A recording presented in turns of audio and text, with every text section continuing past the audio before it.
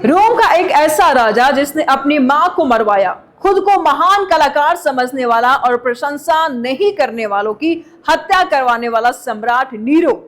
Nero के बारे में कहा जाता है कि वो इतना बड़ा अत्याचारी था कि उसने अपनी प्रजा को अपने सुख के लिए जिंदा जलवाया। अय्याश इतना बड़ा था कि दिन रात शराब में डूबा रहता था और लड़कियों से घिरा रहता था।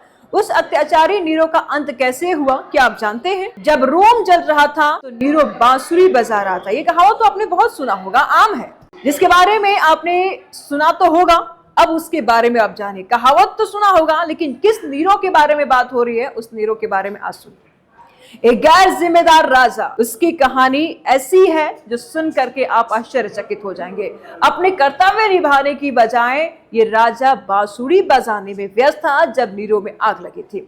उस राजा का नाम है नीरो क्लॉडियस सीसर अगस्टस जर्मनिकस।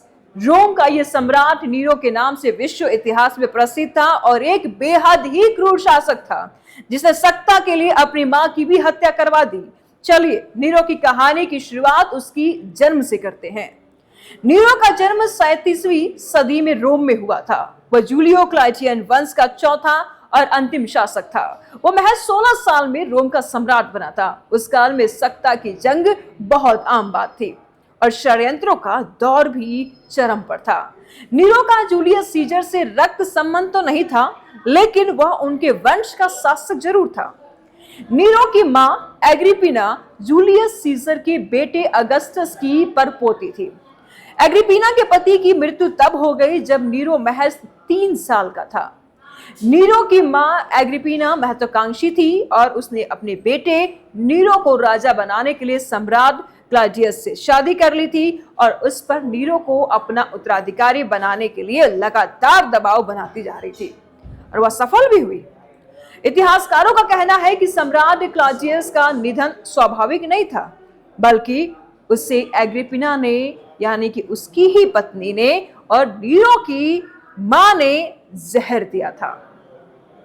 नीरो की मां ने उसे राजा बनाने के लिए कई साजिशें रची थी। बावजूद इसके जब उसकी मां एग्रिपिना ने सत्ता के कामों में हस्तक्षेप किया तो नीरो को अच्छा नहीं लगा और उसने पहले तो अपनी मां को मारने के लिए जहाज में विस्फोट करवाया, लेकिन जब उस दुर्घटना में उसकी मौत नहीं हुई तो उसने घर में सैनिकों से उसकी हत्या करवा दी। जैसी करनी वैसी भरनी। इसकी मां ने अपने पति को जहर देकर मारवाया और अब बेटे ने ही अपनी मां को। यह कहा जाता है कि वह अय्याश राजा था। वह दिन रात संगीत और नृत्य में डूबा रहता था।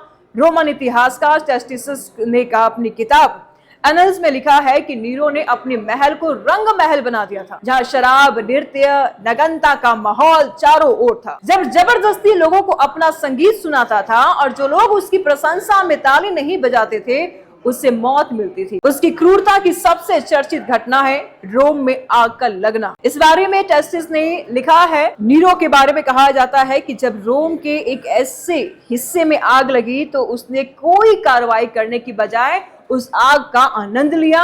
उसकी अय्याशी के बारे में यह भी लिखा गया है कि नीरो ने खास महल बनवाया था जो 2 पहाड़ियों के बीच में फैला हुआ था। भोज के वक्त छत से इत्र और गुलाब की पंखुड़ियां बरसाई जाती थी। नर्तिकाएं मेहमानों पर शराब उड़ेलती थी और उनकी मनोरंजन करती थी। इतिहासकार बहुत कुछ लिखते हैं। स्यूटोनियस ने अपनी किताब द 12 सीजर में लिखा है कि नीरो ने अपने पुरुष दास स्पोरस से विवाह किया था और उसके साथ पति पत्नी की तरह रहता था। वह विलासिता में इस कदर रमा था कि उसने अपनी प्रजा की कोई चिंता ही नहीं की। नीरो ने ईसाइयों पर जो अत्याचार किया वह विश्व इतिहास का काला अध्याय है। 64वीं ईस्वी में रोम में भयंकर आग लगी थी। उस आग के बारे में कहा जाता है कि उसने रोम को तबाह कर दिया था और वह आग 6 दिनों तक लगातार जलती रही। इतिहासकार ये भी मानते हैं कि वह आग नीरो ने ही खुद लगवाई थी क्योंकि उसने अपना स्वर्ण महल बनवाना था। जब प्रजा में गुस्सा बढ़ा तो उसने अब आग लगाने का दोष ईसाइयों पर मढ़ दिया। आग की वजह से ईसाइयों पर भयंकर अत्याचार किया गया। उन्हें सूली पर लटकाया गया, जिंदा जलाया गया, महिलाओं के साथ दुराचार किया गया, बच्चों को शारीरिक शोषण और बलात्कार जैसे संगीन अपराधों से जूझना पड़ा। जो घटना सबकी सबसे खतरनाक है वो ये है कि उसने ईसाइयों को मसाल की तरह बोगी में जिंदा जला दिया, ताकि अंधेरे में रोशनी होती रही। और उसके अत्याचार से जब प्रजा आजीज हो गई तो नीरो को महल छोड़कर भागना पड़ा।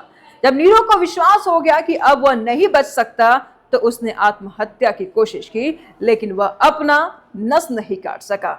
तब उसने अपनी गुलाम की मदद से अपनी गर्दन में छुरा घुपवा लिया, जिससे कि उसकी मौत हो गई। तो ये है वो नीरो जिसके बारे में कहा जाता है कि जब रोम जल रहा था तो नीरो बंसी बजा रहा था। यही है वो महान नीरो। क्या आप जानते थे? नहीं ना? कमेंट बॉक्स में लिखकर अपनी राय दें।